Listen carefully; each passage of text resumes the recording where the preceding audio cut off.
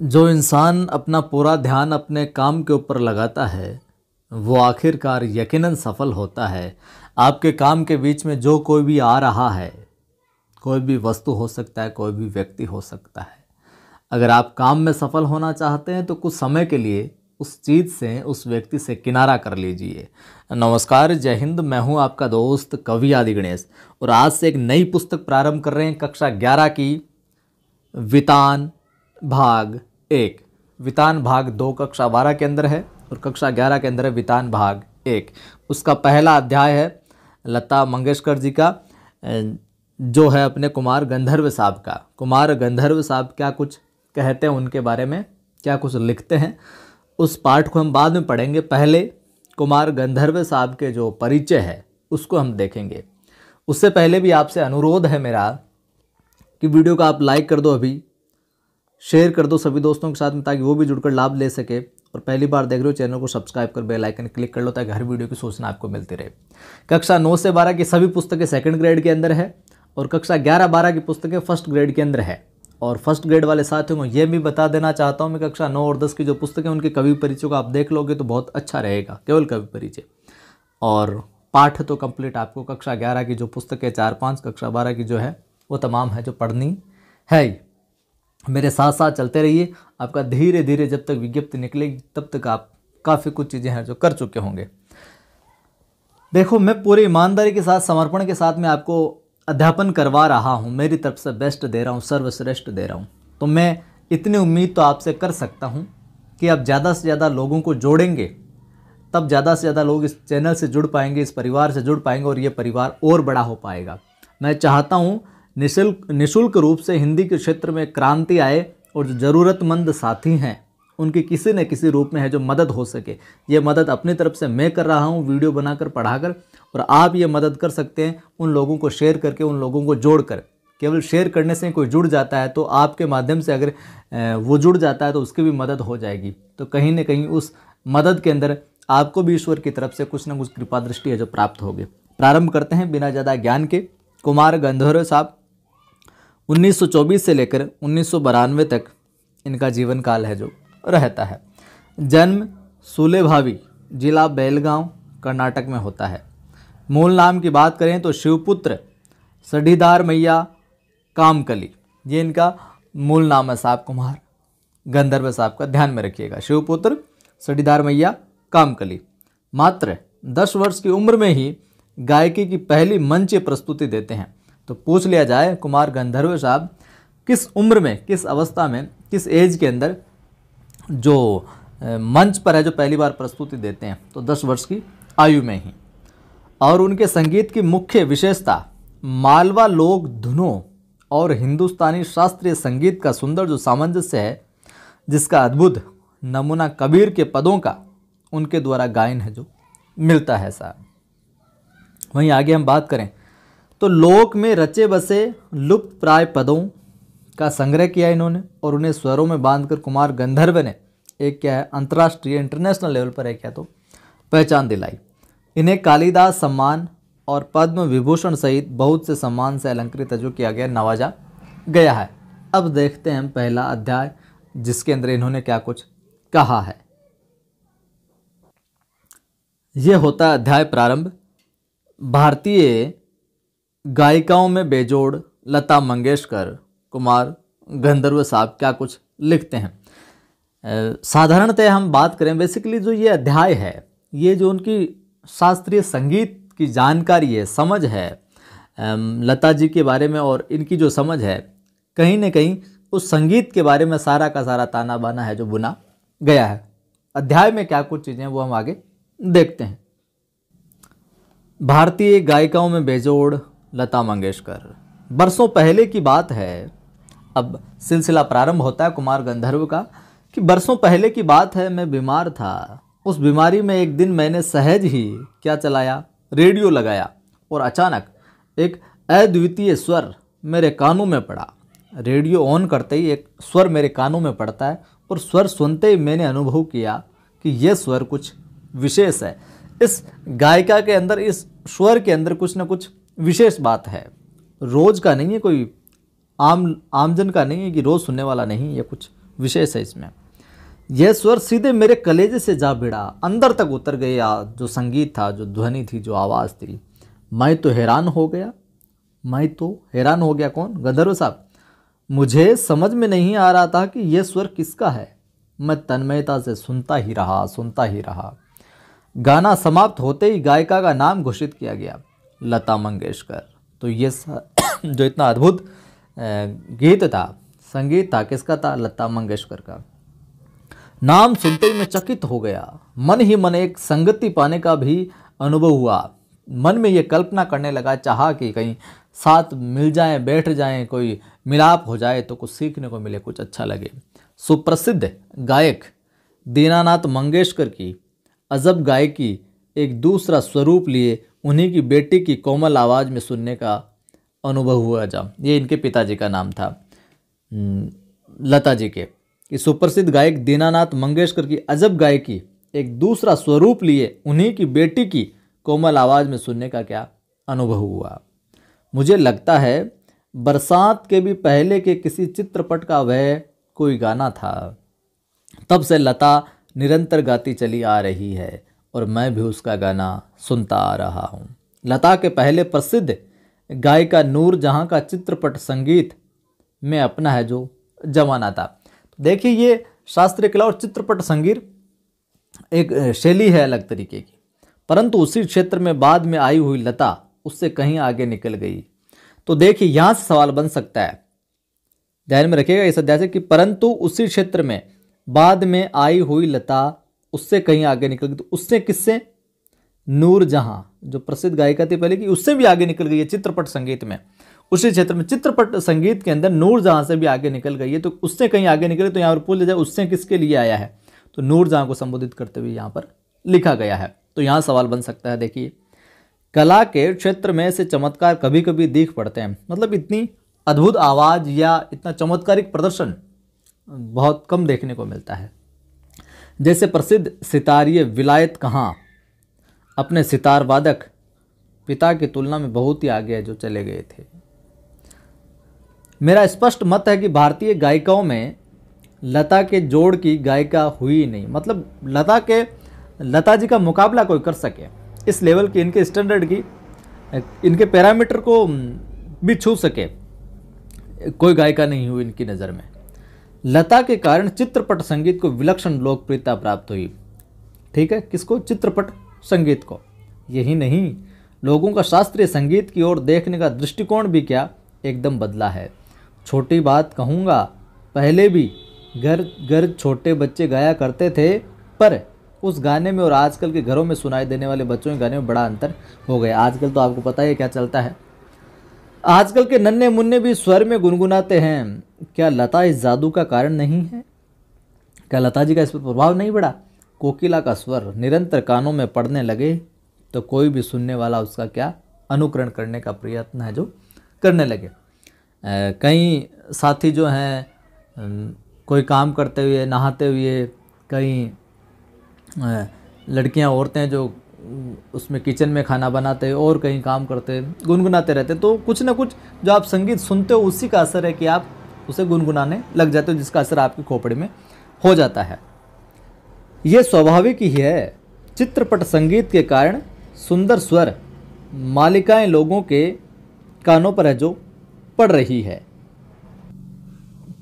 है। संगीत के विविध प्रकारों से उनका परिचय जो हो रहा है। तो देखिए, आप चित्रपट संगीत के सुंदर स्वर मालिका यानी स्वरों का एक समूह कह सकते हैं, लोगों के कानों पर पड़ रहा है। उनका स्वर ज्ञान बढ़ रहा है। सुरीलापन क्या है इसकी समझ भी उन्हें होती जा रही है। तरह तरह की लय के भी प्रकार उन्हें सुनाई पड़ने लगे हैं कि इस तरीके से ये लय होती है, ये ताल होती है, और आकार युक्त लय के साथ उनकी जान पहचान होती जा रही है। पता चल रहा है कि संगीत में क्या क्या चीज़ें हैं। साधारण प्रकार के लोगों को भी उसकी सूक्ष्मता समझ में आने लगी है। इन सब का श्रेय क्या है? लता जी को ही जाता है। इस प्रकार उसने नई पीढ़ी के संगीत को क्या संस्कारित किया है, पोषित किया है, और सामान्य मनुष्य में संगीत विषयक अभिरुचि पैदा करने में बड़ा हाथ बटाया है। संगीत की लोकप्रियता, उसका प्रसार और अभिरुचि के विकास का श्रेय लता को ही देना है जो पड़ेगा। आगे देखिए, आगे है अपने सामान्य श्रोता को अगर आज लता की ध्वनि मुद्रिका और शास्त्रीय गायकी की ध्वनि मुद्रिका सुनाई जाए तो वह लता की ध्वनि मुद्रिका ही क्या है जो पसंद करेगा। यहाँ पर जो ध्वनि मुद्रिका शब्द आया एक कि आज लता की ध्वनि मुद्रिका, तो ध्वनि मुद्रिका सामान्य होती है स्वर लिपि, एक तरीके से स्वरुंग लिपि।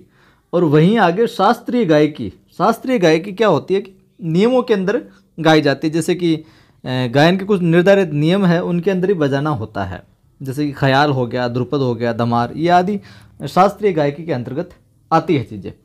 गाना है जो कौन से राग में गाया गया और ताल कौन सा था, यह शास्त्रीय ब्यौरा जो है इस आदमी को सहसा मालूम नहीं रहता सामान्य को। और उसे इससे कोई मतलब भी नहीं कि राग मालकोस, ये भैरवी थाट का राग है जिसमें रे और पै जो वर्जित होते हैं, इसमें सारे स्वर कोमल होते हैं और ये गंभीर प्रकृति का एक लोकप्रिय राग है। ठीक है, राग मालकोस आपको याद में रखना है, मालकोस था। और ताल त्रिताल, ताल त्रिताल ये 16 मात्राओं का ताल है, तो आपको ये जरूर ध्यान में रखना, ये 16 मात्राओं क्या है ताल है। इसमें 4-4 मात्राओं के 4 विभाग होते हैं, तो परीक्षा में पूछा जा सकता है ताल त्रिताल। ये दे दी लाइन, मान लो कि ये 16 मात्राओं का ताल जिसमें 4-4 मात्राओं के 4 विभाग होते हैं, कौन सा होता है, तो आपको ध्यान में रखना ताल त्रिताल। उसे तो चाहिए क्या वह मिठास जो उसे मस्त कर दे, जिसका वह अनुभव कर सके। और यह स्वाभाविक ही है कि क्योंकि जिस प्रकार मनुष्यता हो तो वह मनुष्य है, वैसे ही गानपान हो तो वह क्या है, संगीत है। गानपान यानी गाने का ऐसा अंदाज जो एक आम आदमी को भाव विभोर करते, मतलब सुनने वाले को तो यही चाहिए केवल। और लता का कोई भी गाना लीजिए तो उसमें 100% ये गानपन है जो मौजूद मिलेगा, रस सिक्त कर देगा आपको। लता जी के गाने आपने सुने होंगे, सुनते होंगे, नहीं सुने तो आज लता मंगेशकर के सॉन्ग डालकर सुनिएगा यूट्यूब पर। लता की लोकप्रियता का मुख्य मर्म यह गानपन ही है, मतलब ऐसा अंदाज जो आदमी को भाव विभोर कर दे। इसी की वजह से लोग जो उनके गानों में खो जाते हैं। लता के गाने की एक और विशेषता है उसके स्वरों की निर्मलता। उसके पहले ही पार्श्व गायिका नूरजहां भी एक अच्छी गायिका थी, इसमें संदेह नहीं, तथापि उसके गाने में एक मादक उतान दिखता था। लता के स्वरों में कोमलता और मुग्धता है। ऐसा दिखता है कि लता का जो जीवन है, जीवन की ओर देखने का जो दृष्टिकोण है, वही उसके गायन की क्या निर्मलता में झलक रहा है, कोमलता है हृदय में। हाँ, संगीत दिग्दर्शकों ने उसके स्वर की इस निर्मलता का जितना उपयोग कर लेना चाहिए था उतना ही नहीं किया। मैं स्वयं संगीत दिग्दर्शक होता तो लता को बहुत जटिल काम देता, ऐसा कहे बिना रहा नहीं जाता। और नए नए प्रयोग करते और कुछ न कुछ नया हम गाने का सीखने का प्रयास करते हैं। लता के गाने की एक और विशेषता है क्या, उसका नादमय उच्चार, कमाल का नाद। उसके गीत के किन्हीं 2 शब्दों का अंतर स्वरों के आलाप द्वारा बड़ी सुंदर रीति से भरा रहता है और ऐसा प्रतीत होता है कि वे दोनों शब्द विलीन होते होते एक दूसरे में मिल जाते हैं। यह बात पैदा करना बड़ा कठिन है, परंतु लता के साथ यह बात अत्यंत सहज और स्वाभाविक हो बैठी है। यानी कि कोई आप गाना गा रहे हैं, लता जी जिस प्रकार गाना गाती है तो किसी पंक्ति को आखिरी में छोड़ती है और दूसरी पंक्ति को जैसे उठाती है तो आखिरी पंक्ति का जो शब्द का जो अक्षर है और अगली पंक्ति का जो पहला शब्द है, ऐसा नहीं लगता कि ब्रेक होकर कहीं लगा, बिल्कुल स्मूथली है जो चलता है कार्यक्रम। ऐसा माना जाता है कि लता के गाने में करुण रस विशेष प्रभावशाली रीति से जो व्यक्त होता है। तो ध्यान में रख लीजिएगा, ये पूछा जा सकता है कि लता जी के गाने में विशेष रूप से कौन सा रस है जो प्रभावशाली रीति से जो व्यक्त होता है, करुण रस। पर मुझे ये बात नहीं पटती। मेरा अपना मत है कि लता ने करुण रस के साथ उतना न्याय नहीं किया, बजाय इसके मुग्ध श्रृंगार की अभिव्यक्ति करने वाले मध्य या द्रुत लय कहते हैं एक तरीके से लय के प्रकार होता है एक द्रुत लय, और लय के 3 प्रकार बताए गए। एक तो विलंबित लय यानी धीमी, एक मध्य लय यानी बीच की, और एक द्रुत लय यानी तेज स्वर में के गाने लता ने बड़ी उत्कटता से गाए हैं। मेरी दृष्टि से उसके गायन में एक और कमी है माफ करें, क्या कि तथापि ये कहना कठिन होगा कि इसमें लता का दोष कितना है और संगीत दिग्दर्शकों का दोष कितना है? लता का गाना सामान्यतः क्या ऊंची पट्टी में रहता है, ऊंची पट्टी में नहीं, ऊंचे स्वरों का प्रयोग किया है, ऊंचे तार सप्तकों का प्रयोग किया है। गाने में संगीत दिग्दर्शक उसे अधिकाधिक ऊंची पट्टी में गवाते हैं। जो गाने गवाने वाले हैं, लिखने वाले कि हाँ लता जी को आज ये गाना रिकॉर्डिंग लता जी करेगी, तो वो क्या है अधिकाधिक ऊंची पट्टी में गवाया है माफ करें, और उसे अकारण क्या है चिल्वाते हैं कि तुम लाउड स्वर में गाओ, ऊंचे स्वर में गाओ। यहां पर एक सवाल, एक प्रश्न उपस्थित किया जाता है कि शास्त्रीय संगीत में लता का स्थान कौन सा है? मेरे मत से यह प्रश्न खुद ही क्या प्रयोजनहीन है, इसका कोई बनता ही नहीं, तुक नहीं बनता प्रश्न का। उसका कारण यह है कि शास्त्रीय संगीत और चित्रपट संगीत में तुलना हो ही नहीं सकती। जहां गंभीरता शास्त्रीय संगीत का स्थायी भाव है, ध्यान में रखना, जहां गंभीरता शास्त्रीय संगीत का स्थायी भाव बताया, वहीं जलदमय और चपलता जो है चित्रपट संगीत का मुख्य गुणधर्म है। जलदमय यानी द्रुत लय जो है क्या इसका चित्रपट संगीत का मुख्य गुणधर्म है। तो इन पंक्तियों को जरूर ध्यान में रखिएगा। चित्रपट संगीत का ताल प्राथमिक अवस्था का ताल होता है, और जबकि शास्त्रीय जो संगीत होता है उसमें ताल अपने परिष्कृत रूप में पाया जाता है। चित्रपट संगीत में आधे तालों का उपयोग किया जाता है। तो पूछ लिया जाए किस प्रकार के तालों का? आधे तालों का प्रयोग किया जाता है। उसकी लयकारी बिल्कुल अलग होती है, चित्रपट संगीत की आसान होती है। यहाँ गीत और आघात को ज़्यादा महत्व दिया जाता है। चित्रपट संगीत में गीत और आघात को ज़्यादा, कहाँ पर बल लगाना उसको ज़्यादा महत्व दिया जाता है।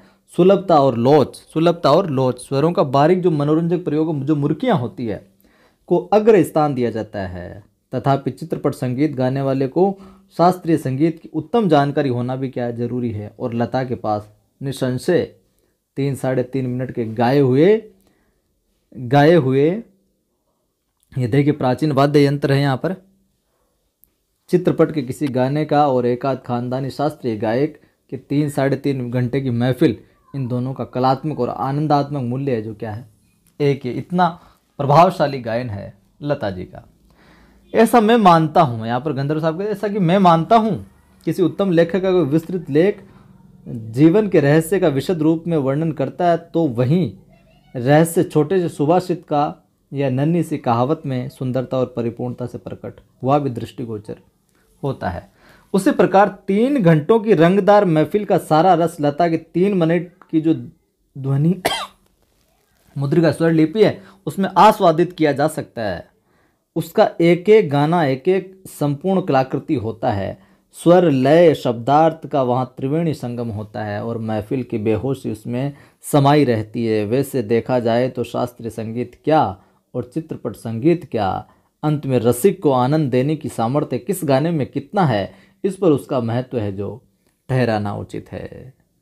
मैं तो कहूँगा कि शास्त्रीय संगीत भी रंजक न हो तो बिल्कुल ही नीरस ठहरेगा, अनाकर्षक प्रतीत होने लगेगा।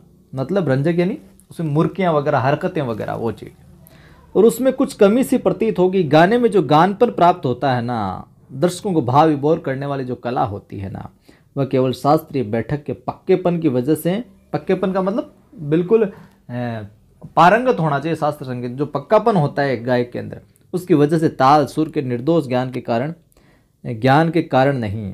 गाने की सारी जो मिठास, सारी ताकत उसकी रंजकता पर मुख्यतः अवलंबित रहती है, और रंजकता का मर्म रसिक वर्ग के समक्ष कैसे प्रस्तुत किया जाए, किस रीति से उसकी बैठक है जो बिठाई जाए, सुनने वालों की जो समझ है जिनको, और श्रोताओं में कैसे सुस्वाद है जो सुसंवाद साधा जाए, इसमें समाविष्ट है साहब।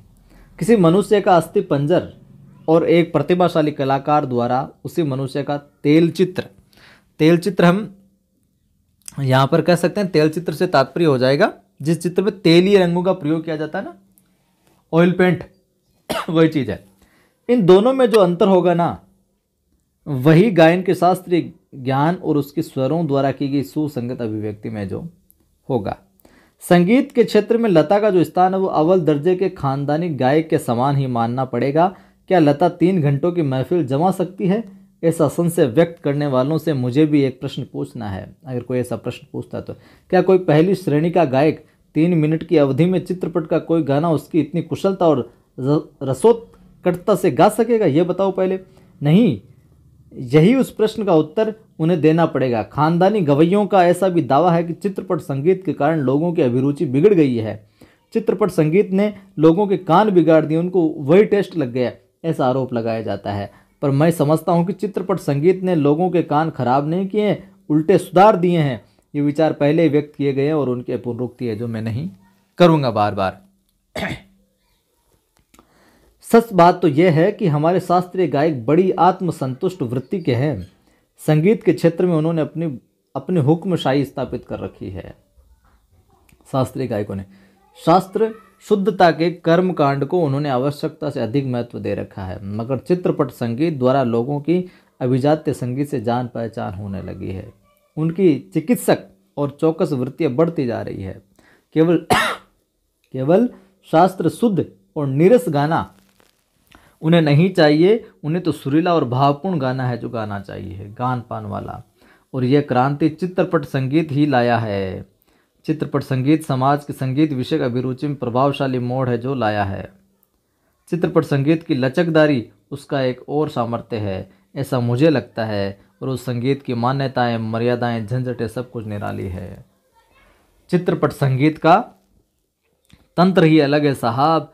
या नवनिर्मित बहुत गुंजाइश है, नवनिर्मित की बहुत गुंजाइश है, नया कुछ करने की, नया निर्माण की बहुत गुंजाइश है। जैसा शास्त्रीय रागदारी का चित्रपट संगीत दिग्दर्शकों ने उपयोग किया, उसी प्रकार राजस्थानी ले लो, पंजाबी ले लो, बंगाली ले लो, प्रदेश के लोक गीतों के भंडार को भी उन्होंने खूब लूटा है। यहाँ हमारे ध्यान में रहना चाहिए ये भी बात कि धूप का कौतुक करने वाले पंजाबी लोकगीत, रुक्ष और निर्जल राजस्थान में पर्जन्य यानी बादल, पर्जन्य कहते हैं बादल को, बादल की याद दिलाने वाले गीत, पहाड़ों की घाटियाँ, खोरों में प्रतिध्वनित होने वाले पहाड़ी गीत, ऋतु चक्र समझाने वाले और खेती के विविध कामों का हिसाब लेने वाले कृषि गीत और ब्रजभूमि में समाविष्ट सहज मधुर गीतों का अतिशय मार्मिक व रसानुकूल उपयोग चित्रपट क्षेत्र के प्रभावी संगीत दिग्दर्शकों ने किया है और आगे भी करते रहेंगे।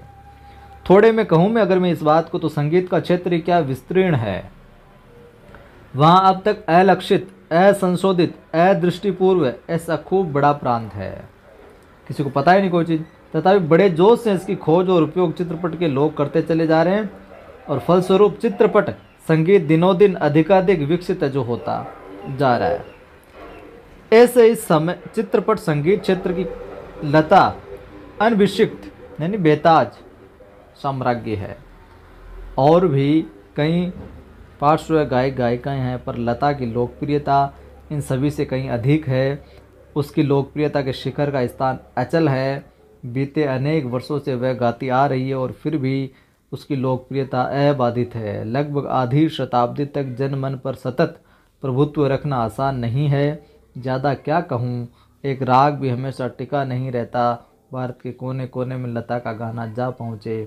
यही नहीं, प्रदेश में भी उसका गाना सुनकर लोग पागल हो उठे। ये क्या चमत्कार नहीं है, और ये चमत्कार हम प्रत्यक्ष जो देख रहे हैं, उनका प्रभाव क्या है।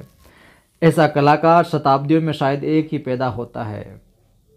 ऐसा कलाकार आज हम सभी के बीच है, उसे अपनी आँखों के सामने घूमता फिरता देख पा रहे हैं। कितना बड़ा है हमारा भाग्य। तो ये था साथियों अध्याय। कैसा लगा कमेंट करके बताइएगा, जो भी आपको जैसा भी लगा होगा। और अनुरोध, लाइक नहीं किया आपने अभी तो लाइक कर दीजिए, सभी दोस्तों को सभी ग्रुप में शेयर कर दीजिए। पहली बार देख रहे हैं चैनल को सब्सक्राइब कर बेल आइकन क्लिक करें और नोटिफिकेशन पर क्लिक करें ताकि हर वीडियो की सूचना मिलती रहे। टेलीग्राम चैनल का लिंक डिस्क्रिप्शन में मिल जाएगा आपको। कवि आदि गणेश हिंदी नाम से अपना टेलीग्राम चैनल है। लिंक से अगर एरर आता हो तो कवि आदि गणेश और हिंदी आपको देवनागरी में लिखना है, इस नाम से सर्च करें। जिस पर 2800 से ज़्यादा लोग जुड़े हुए हों उसी टेलीग्राम चैनल को ज्वाइन करना। वहाँ पर भी मैं सवाल वगैरह कुछ ना कुछ पूछता रहता हूँ। और जो साथी निराश रहते हैं, डिमोटिव रहते हैं, उनको मैं बता देना चाहता हूँ, मेरा एक दूसरा चैनल भी है, आदि की आवाज़, जिस पर मैं मोटिवेशनल वीडियो और कविताएं वगैरह डालता हूँ। तो उस चैनल पर आप जाकर सुनिए। आपके दैनिक जितनी भी समस्याएं, अध्ययन से संबंधित या और कोई समस्याएं, उनका कुछ न कुछ निस्तारण आपको मिलेगा और निरंतर एक सकारात्मक ऊर्जा बनी रहेगी। तो आदि की आवाज़ चैनल को भी आप सब्सक्राइब कीजिएगा। जय हिंद, फिर मिलता हूँ।